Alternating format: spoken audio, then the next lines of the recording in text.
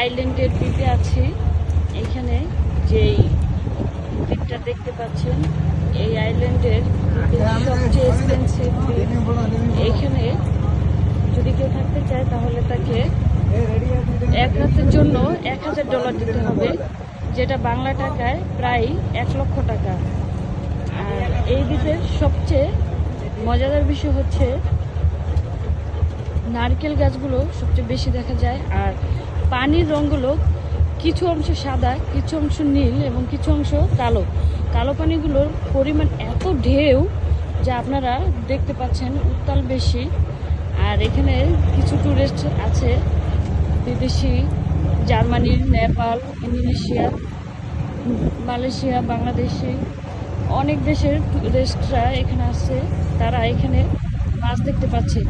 আপনারা দেখছেন যে সাদা পাথরগুলো রয়েছে, পাথরগুলোর ওপাশে যাওয়া যাবে না। ওপাশে গেলে এখানকার টুরিস্ট পুলিশ ধরবে।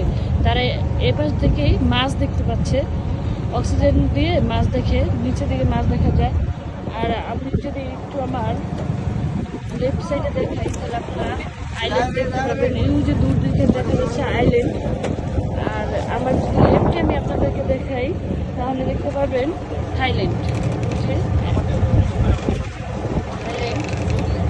এরপরে আপনারা যদি আমাদের পিছনে রয়েছে মালদ্বীপ।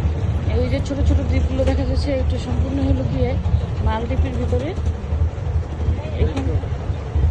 তবে এই আজকের এই মানে ঘোরাফেরায় সবচেয়ে বাজে অভিজ্ঞতা হচ্ছে এত পরিমাণ নদীতে ঢেউ, যেটা আমি কখনো কল্পনা করিনি। বাঙালিরা অবশ্যই এত ঢেউ কখনোই দেখে না। যে আর আজকের সবচেয়ে ওয়েদারটাও খুব খারাপ, বাজে অবস্থা। দেখতে পাচ্ছেন আকাশ মেঘাচ্ছন্ন। এই বোর্ডে যারা মালদ্বীপের বাসিন্দা আছে তাদের বোর্ডে আমরা ভ্রমণে আসছি, তাদের কাছ থেকে জানতে পারলাম যে আজকে ওয়েদারের কারণে নাকি এরকম সবসময় নদীতে এরকম উত্তাল থাকে। এই কারণে প্রচণ্ড বাতাস। আমরা এই প্রতি $50, যেটা বাংলা টাকায় প্রায় 5,500 থেকে 6,000 টাকা পড়ে সারাদিনের ট্যুরে মানে ঘোরার জন্য এটাকে বুকিং দিয়েছিলাম। তারা দুপুরে লাঞ্চ করেছে। লাঞ্চে খুব বাজে খাবার ছিল, কোনো মানে ভাষায় প্রকাশ করা যায়।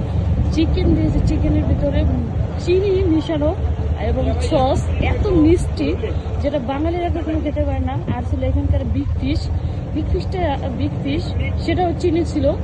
আর ডাল মুসুরি ডাল না, সেটা এই দেশে কি ডাল সেটা জানি না। এত মিষ্টি ডাল আর ছিল রাইস। মানে এত বাজে খাবার বাঙালিরা মনে হয় কোনোদিনও খায়নি। আর আমি তো কখনোই খাইনি, কারণ আমার ট্রাভেলের ফার্স্ট টাইম বাংলাদেশের বাইরের কান্ট্রিতে মালদ্বীপ আছি।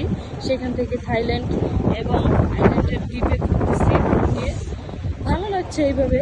বাট সবচেয়ে বাজে অভিজ্ঞতা হলো খাওয়া দাওয়ায়, এবং যে নদীতে এত পরিমাণ ঢেউ যে আমার মাথা ঘুরে গেছিলো। আর মনে মনে ভাবতেছিলাম, আল্লাহ আর কখনো আসবো না, আপনারা যদি কখনো আসেন তাহলে, যদি এরকম ঢেউ কখনো দেখেন তাহলে অবশ্যই আপনাদেরও মনে পড়বে যে আসলে এখানে জায়গাটা খুব ক্রিটিক্যাল ছিল। সো ট্রিপগুলো এইভাবে ভালোই। ধন্যবাদ সবাইকে, ভালো থাকবেন।